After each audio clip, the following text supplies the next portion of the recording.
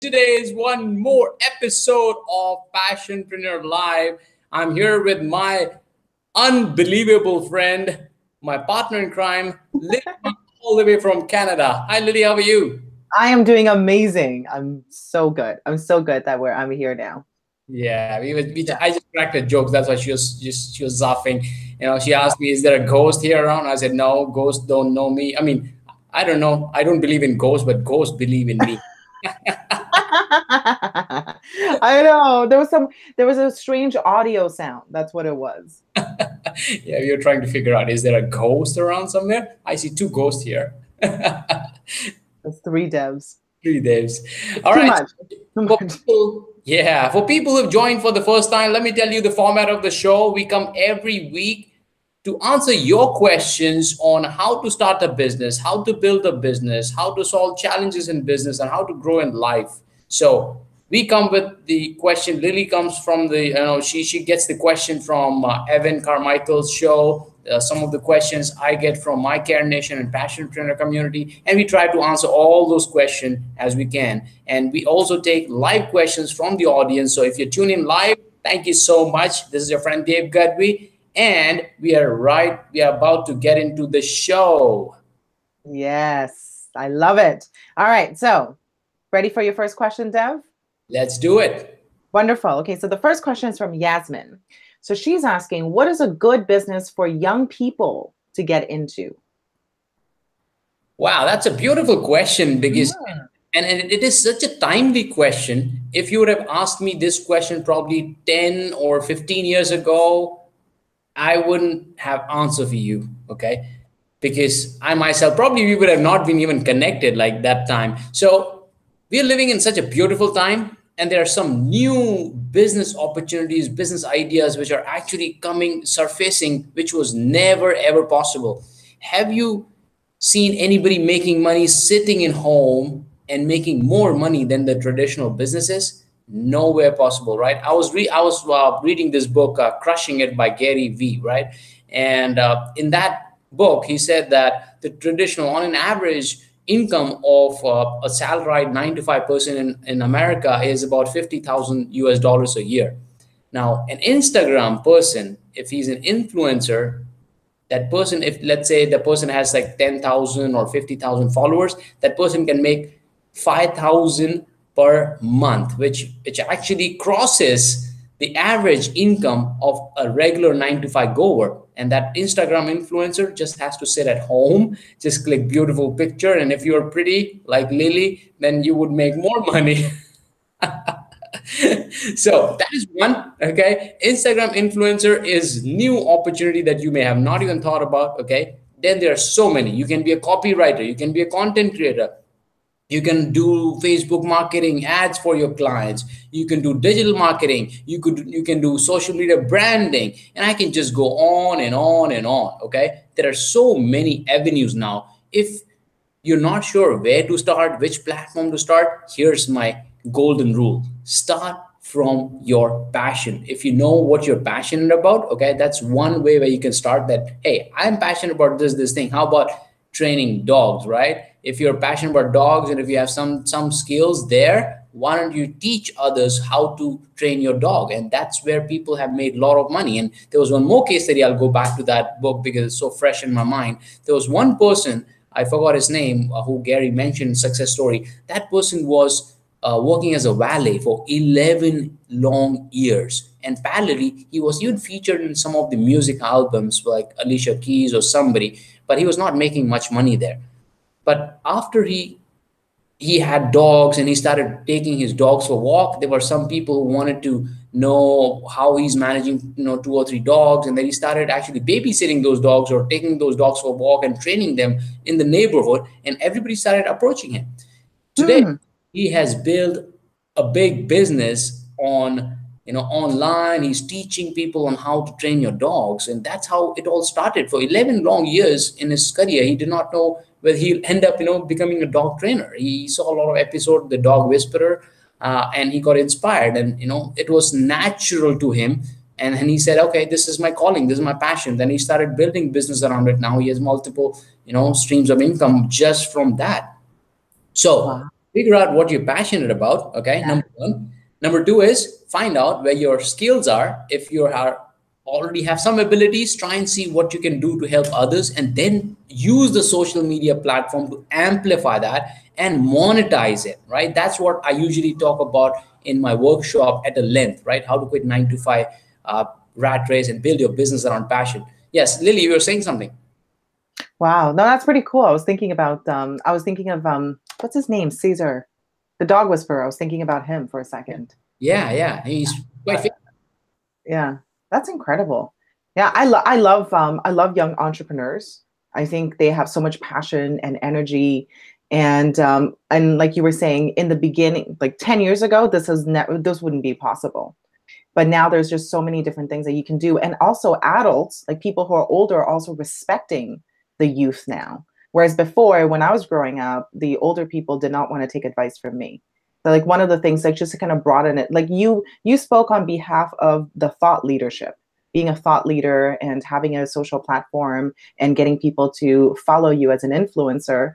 On the other side of the coin, you could develop a business consulting businesses, because a lot of businesses are owned by older people that don't necessarily understand social media and technology as well as someone who's really young would. So that's an opportunity to really provide service for the people as well.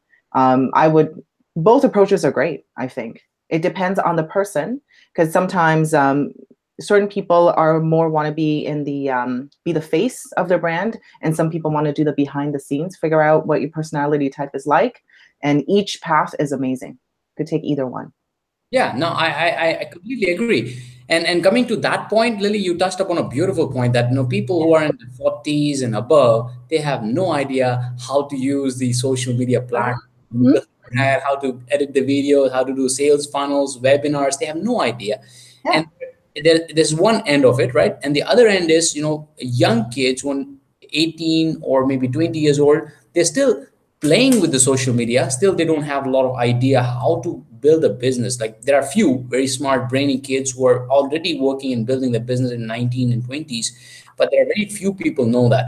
So people who are in the mid, right, in 20s and 30s, you guys are in the beautiful time because you see both the world. You've seen the world without social media, and now you're seeing the world with the social media. So you can connect both the world together. Youngsters, they probably don't see the traditional life where there was no social media, right? You've seen it, right? And people who are older than us, they have seen traditional business more, and they've never explored. They've never, put their hands into social media. So I think this is a huge opportunity for people who are in late 20s and 30s. A beautiful, beautiful opportunity for starting a business and building, amplifying that reach. Absolutely. We're living in a golden era. Yes. Deb, we're going to talk about your book too soon after we answer these questions. Okay. Yeah. Next question comes from Celia. She's asking, oh, this is a good one. How do you best support an entrepreneur? My romantic partner is starting their own business. Wow, this is good. Look, you know what? This is a different question. I'm also still trying to figure that thing out. Okay, but I've learned few things. I'm in the process of implementing it. Okay, first of all, it's really really difficult. If you have a partner who is an entrepreneur, the journey is gonna be full of ups and downs, and that is where the partner has to be very very headstrong and very very supportive. When I say headstrong and supportive, is has to be completely aligned. I think the biggest challenge which comes is entrepreneur and non-entrepreneur partners is the communication gap, right? The vision. The entrepreneur has a big dream, big vision, whereas the other partner who is not visionary, who's just happy with that his or her life, and probably going to 9 to 5 or just being happy at home, there's a huge disconnect. Okay, and this is where the partner who is not ambitious or not an entrepreneur should have full faith in the entrepreneur person and give that person a space. 1 year, 2 year, whatever you communicate within yourself, you need to give yourself some space so that he or she can build the business and have some, because the foundation time is the most difficult time. Once the ball starts rolling, then it's very easy. You have to maneuver the ball and then make sure nothing goes wrong and just keep adding to it. But when you have to push a big stone, imagine you pushing a big rock, And when you have, round rock, you have to push the rock. The momentum, the energy, the effort that you're putting is really, really high. Okay. So in my case, right, my wife is so supportive, right? She is so supportive, and we have made sacrifices, and we are still making sacrifices. They are away from me because I started as a passionpreneur journey. I'm building my life, which is 6 Sundays a week, which we're going to talk about, I know, later. But that journey has been very difficult, to quit 9 to 5 and let go of a very good income, which I was already getting in 9 to 5, let go of income and just dropping my income, and sacrificing that has been a tough thing. That's where you need your partner supporting you, right? So if you ask for the tactical advice, number one is be a moral support, and try and see whatever you can add, value to that person, either the morally or physically, adding some work, doing some, work, and helping him to reduce, whatever workload. So I think these are two things. Number one is mindset and support, and second is whatever physical support that you can provide. I think that's the beautiful combination. Yeah, that's awesome. That's great. That's great. Your wife is so supportive. It's so important to have a supportive partner. I know, because I had a startup. Well, I still have a startup. I started my journey a year ago, and it's a tough one. It's a really, really, really tough one. I'm single right now, so I just have me to be concerned about. But I was married, and the most important thing is the support system. And the thing that I would add to it is transparency. Just be 100% honest from both perspective. I'm trying to take the outlook of someone whose partner is an entrepreneur, not from an entrepreneur perspective.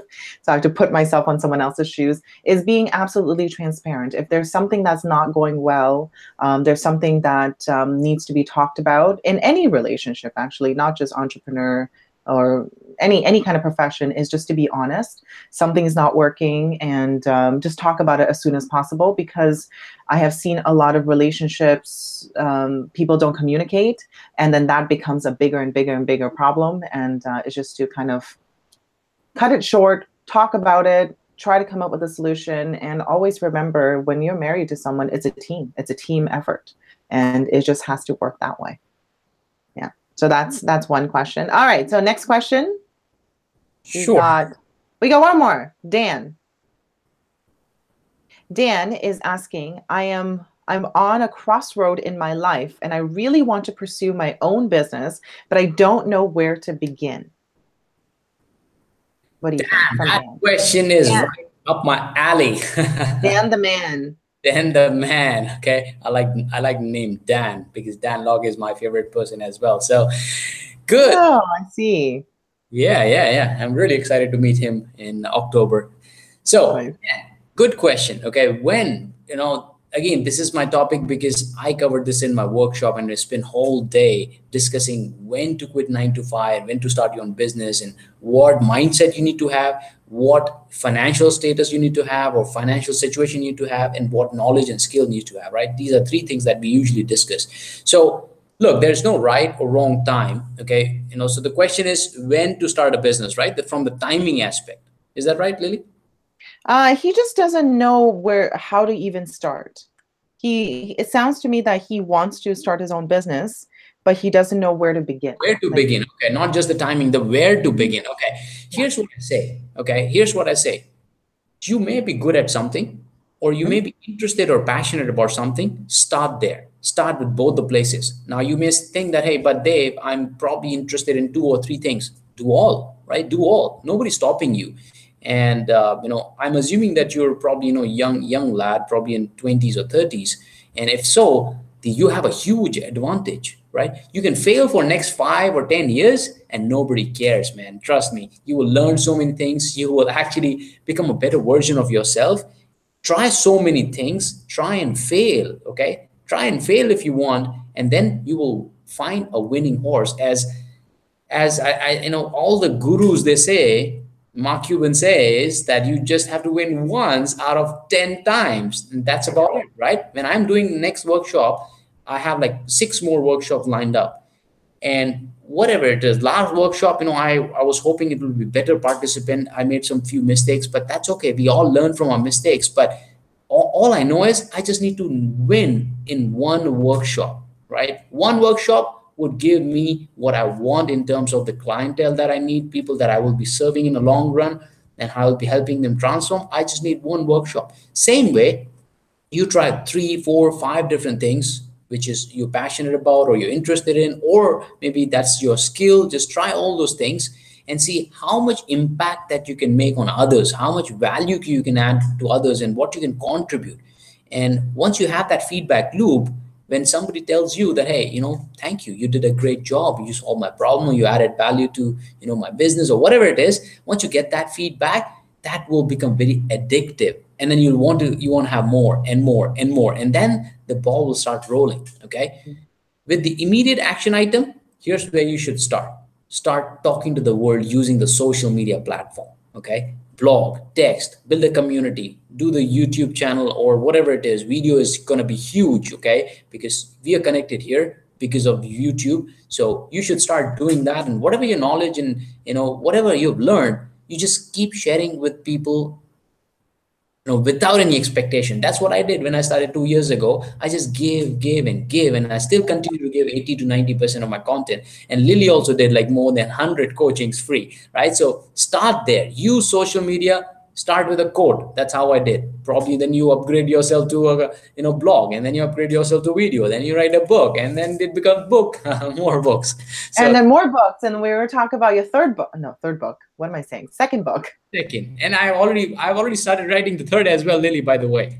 That's why. See, I know I could tell the future. I So know. that's what's happening right now. Uh, my answer, so first of all, I agree with everything you say. I think that's amazing. My answer is a little bit on a different side. I think for Dan is if you want to own your own business, I think a really good test of it is to see if you actually want to own your own business. I think on the surface, a lot of people think it's a good idea, and it is a great idea. I'm an entrepreneur. I think it's the most amazing job that you will ever have in your entire life. And there's a lot of sacrifices that's involved, and there's a lot of hardships that goes in. So my suggestion for Dan is to get a job with a startup. Get a job with someone who has no more than 10 employees, and get really close to the founder and see if that's the kind of lifestyle you really want to live. The reason why I say that is because a lot of people think entrepreneurship is easy. Entrepreneurship is the fact that you got lots of flexibility, you could work your own hours, and it's all true. And there's a lot of dark times that's involved. So really understanding if this is the right path for you. And then after that, try to figure out like everything that Dev said are they're really good, practical, tactical advice. And yeah, that's where I would go with. I think it's important to understand how hard it can be, but it's also really rewarding if you have the right kind of personality type for it.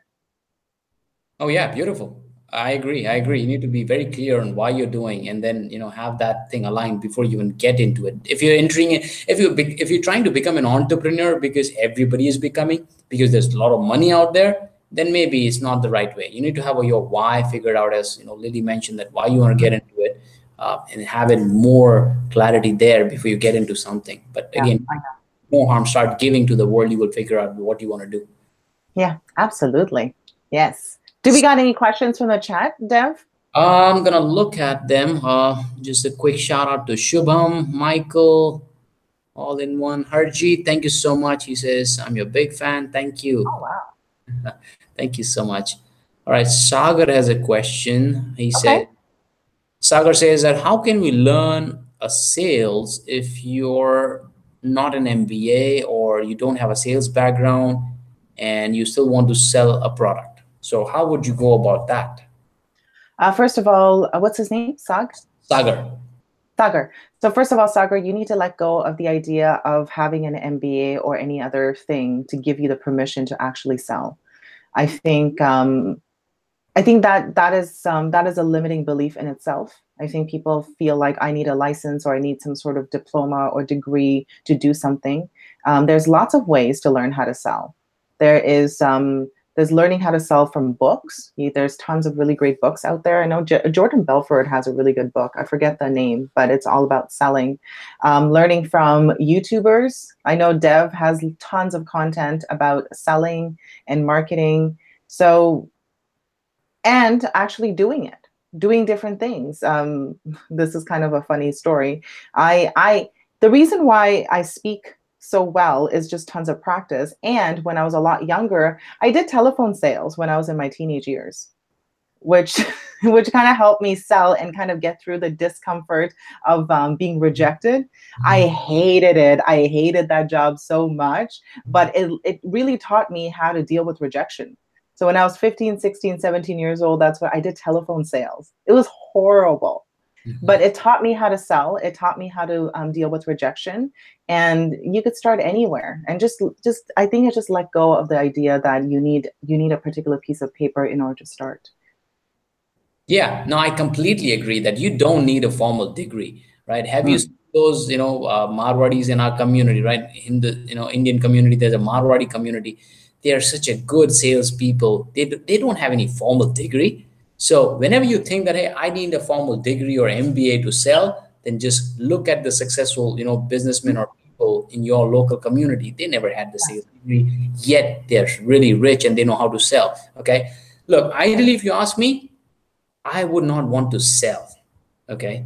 I would want people to come and buy from me, right? Why would I want to sell? I want to build my brand or my product so sexy that people want to be associated with that. You like that? What's so sexy? So sexy. Look, my book is so sexy. Oh my gosh. There's like 3 devs. There's a trio. See? Become a sexy brand, okay, so that people want to associate with you, right? When I say sexy, God, that's hilarious. in terms of getting the most benefit out of your product and service. And I have a sexy book coming in, which people will fall in love with just because of the title also, right? So we're going to talk about that as well. But hey, Sagar, I have a good news, okay? Watch all the sales videos, which are freely available. Lily is still laughing. Sorry, Dev, I just can't get over the whole sexy thing. I'm sorry. That's okay. That's okay. You got a curvaceous book. What is happening? Oh my God, this is so funny. What Steve Jobs said when he designed an iPhone, he said that I'm gonna make the phone so sexy that people would want to lick the phone. It's a pretty sexy phone. It is true. It is. It is, right? So you need to actually become so good at what you're doing that your product, your brand is so sexy, people want to get associated with that. Okay. I have to learn how to make my coaching services sexy. I don't know how that's gonna work. That's a good one. All right. Anyway, go on. Sorry, Dev. I'm so distracted. I have a good news for you, Sagar. Okay, so there are so many free videos available. Grant Cardone and Dan Locke. They're doing so many free content out there. You can follow my videos, and I have one more good news for you that I got paid really heavily to do a whole day sales workshop for one of the companies, and I have actually recorded the entire session, and I'm going to share that on my YouTube in different parts. Okay, so in the next few weeks or months, you're going to see the content which is really heavy. I got paid heavy, and I covered everything starting from the mindset that you need to have sales, why sales is beautiful, what mindset you need to have, going all the way down to cold calling, and then what should be your approach in terms of probing and understanding the customer need and pain. So you'll have series of videos coming up your way. I think this was one of my favorite workshop. When I was looking at my videos, I said, oh man, was that me? Is that really me? I'm so good. Yeah, so I like myself. Okay, I usually don't praise myself, but if I like my videos, I'm telling you it's gonna be really good and you will love it. I know it's true. It's a balance between being extremely confident, like I know exactly what I'm doing and I'm so good, and it's like I still have a lot of growing to do. It's great. There's nothing wrong with loving your own content. I think it's really good. Yeah, for sure. Now, talking about love, why don't we talk about my next book? Oh yeah, what is the 6 Sundays? What is that all about? So people, is an announcement to make. Drum roll. I think the ghosts in your house are also. There it goes, right? They all know me. So the announcement is first book after this becoming the first Amazon bestseller, fixing the Is mind. it available in America yet? It's not.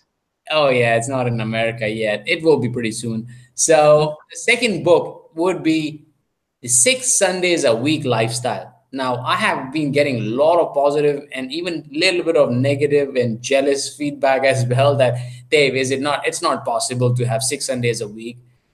I said, okay, let me prove it to you how it is. Okay. And not only just proving them, but the intent of writing that book, which I'm starting to write, is to show them the different side of the life that I have seen despite of being in 9 to 5 for 16 long years. I'm just loving my life. And this has not happened by fluke. Okay. I have designed it. And when I started, I did not know that I will have 6 Sundays a week. But when I reached close to it, when I went, I started, wow, this is so beautiful. And it's not that difficult. It was pretty straightforward and simple. I just followed what millionaires and billionaires are doing. Those principles I just applied in my life, and I'm reaping the benefit now. Okay. So I said, why don't I do this? I have been, researching the topic. I've implemented, I've got benefited. I said, I'm going to write a book, which is not only going to clarify a lot of doubt, which will challenge a lot of myths, right? To earn money, I need to only have 9 to 5 job to grow in life. It's going to burst all those myths. And it's also going to show you a new way, new case studies on how people are making money sitting in their home, just working once in a week. Like there's one person on Instagram.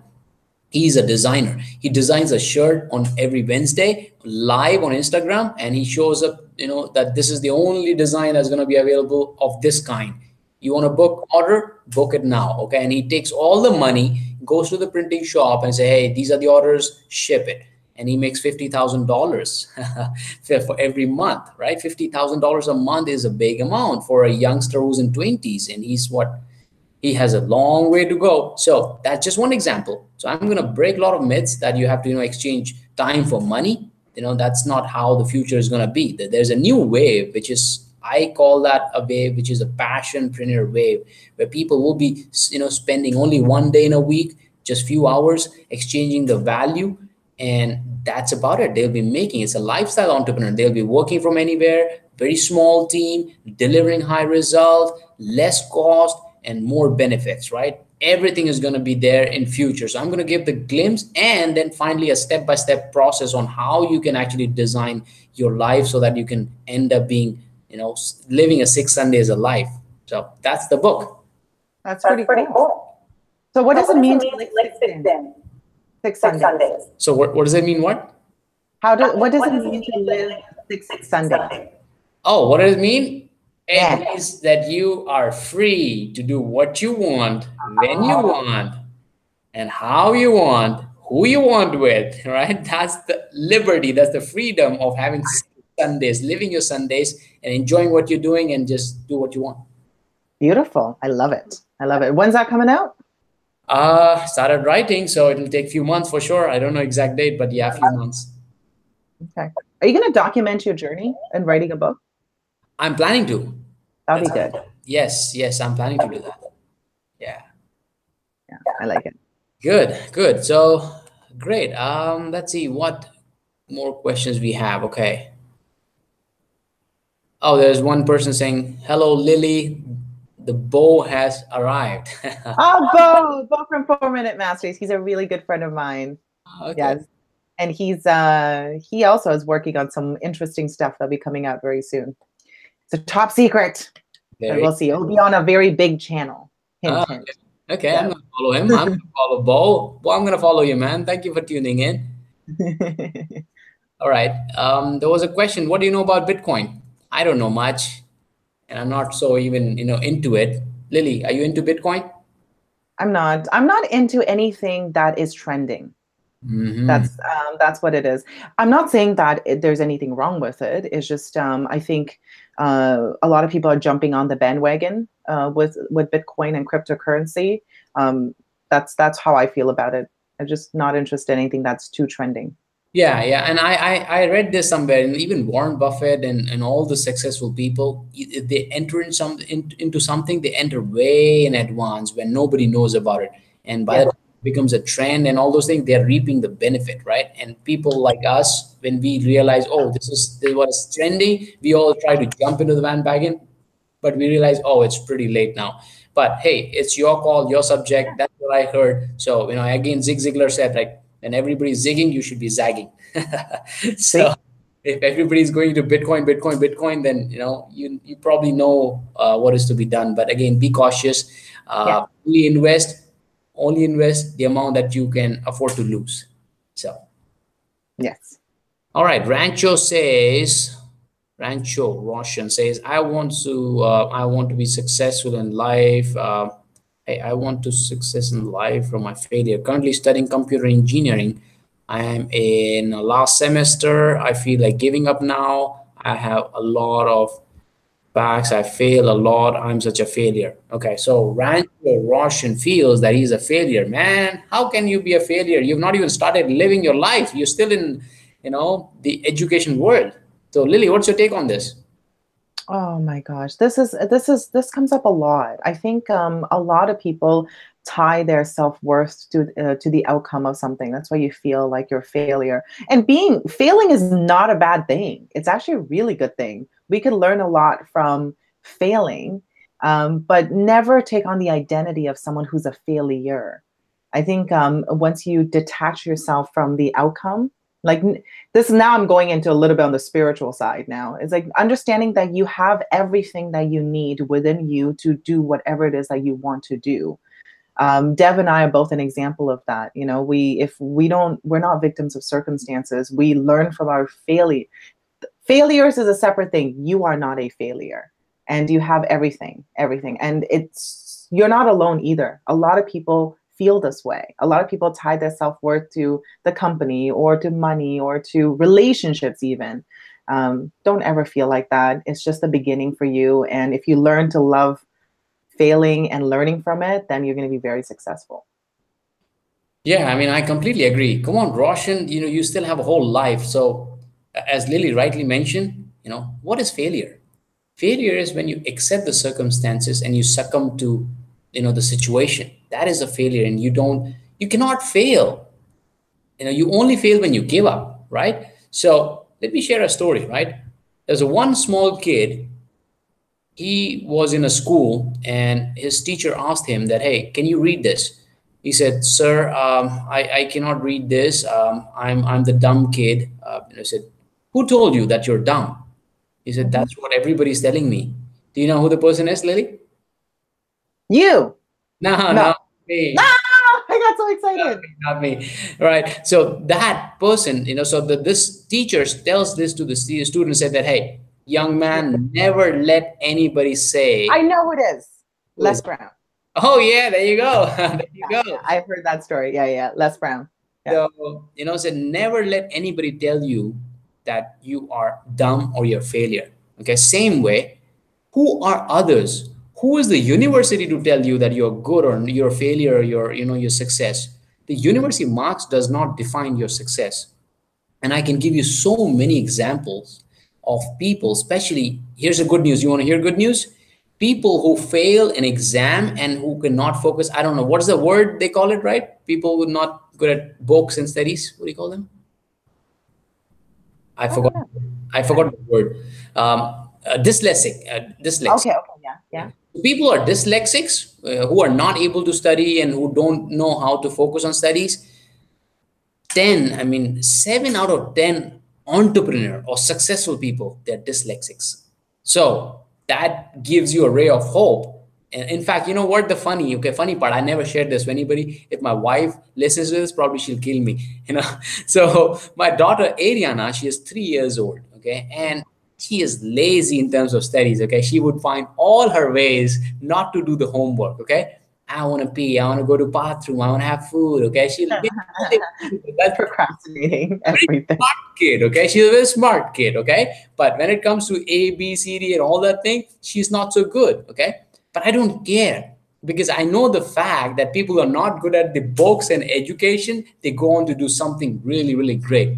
Again, I'm not saying that people who are good at studies will not grow in life, but the statistic says that dyslexics are really, really good. And if I know my daughter Ariana, if she's not into books, but she is very smart. Okay, if you teach her something, she'll quickly grab it. She's good at dancing. She's very hyperactive kid, right? She's very smart when it comes to the common sense and understanding things around her. So probably she's more visual, and maybe she's more audio. She's probably not into books, okay? But that doesn't define her future. In fact, I'm more happy if she's not getting into the formal education. I secretly hate the formal education. That's your own bias. On bias. That's I'm putting on bias. Okay, so that's something for you to munch upon, Roshan. That don't worry about the engineering. Okay, even if you flunk in all examination, that's not end of the world. That is just the beginning of your new life. You realize that probably engineering is not for me. Probably I'm an artist. I'm a YouTuber. Maybe I'm a blogger. I'm a trainer. I'm a coach. There are so many avenues. Engineering is not the only way how you will make your living. And I suggest you should definitely read my book, okay? Not because it's my book, but it will tell you what it takes to be successful. First, you need to fix your mindset, okay? What you're going after is just a skill set. Engineering a skill set is just 20% of your life, but you have 80% of your life, which is here, okay? So focus on the mindset and everything will start falling in place, and you will identify what are the other skills that you really like, you're passionate about, and you will go after that, okay? So that's my take on it. Wonderful. I love it. Great. So how are we doing with time? Do we have one more? Maybe one more quickly, and then I have to go. All right. Mm-hmm. All right. So,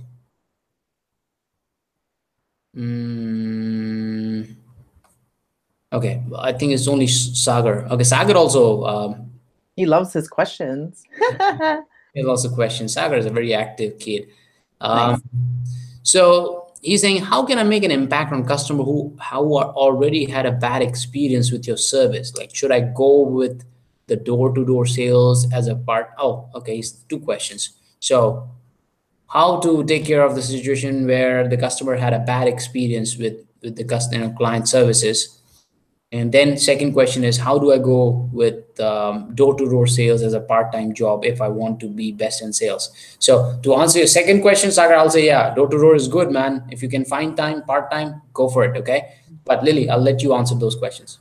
The first question was, how do I make an impact on the customer who had the bad experience because of the product or service? Okay, yeah. So this is going to be really hard, because it might be a very fragile relationship. So anything you do is going to be amplified that the customer may leave. I always lean on the side of honesty and transparency. If it's something that you did wrong from your part, apologize for it and then try to make it better that way and just be very honest. So that's what I'm assuming. But if it's a customer that is difficult to begin with, or they're expecting things from you that is not even possible, because we, as business owners, we're going to come across certain customers that are just not a fit for a company. And if that's the case, then, maybe their money can be spent elsewhere. So depending on what the situation is like, sometimes certain customers are just not worth us investing so much time into, because we should be investing that time into customers who are a right fit for us. So I don't know exactly what the situation is. So it depends on who made the mistake. Yeah, no, I agree. So Sagar, look, if they're not happy with your product and service, I know it's not your business, so you cannot control the product or service, right? Mm-hmm. What you can control is try and be very, as Lily mentioned, that be honest with that person and see what is it that you can do to make up for the loss. Either through, product was bad, can you replace it? Okay, the service was bad, can you, provide some complimentary things and assurance that you will take care of that person? Look, all you can do is sell yourself as the best service person, right? We are in sales all the time, not just when we are selling the product or service. We have to sell our personality, we sell out to serve services. Everything we do is sales in life. So just try and see whatever best you can do to serve them. Try and escalate it internally and see whatever is the best you can do for the customer. That's all you can. That's all about it. Yeah, absolutely. Great. Good session. Really, really nice talking to you, Lily, one more time. Yes, beautiful. We're back again next week. All right, we'll speak next week. So thank you so much, everybody, for tuning in. Really, really appreciate it. We will see you next week. Until then, you take care, love more, give more, and do more. This is your friend Dave Gadhvi and Lily saying goodbye to you and good night. Bye, guys. Bye. Yeah.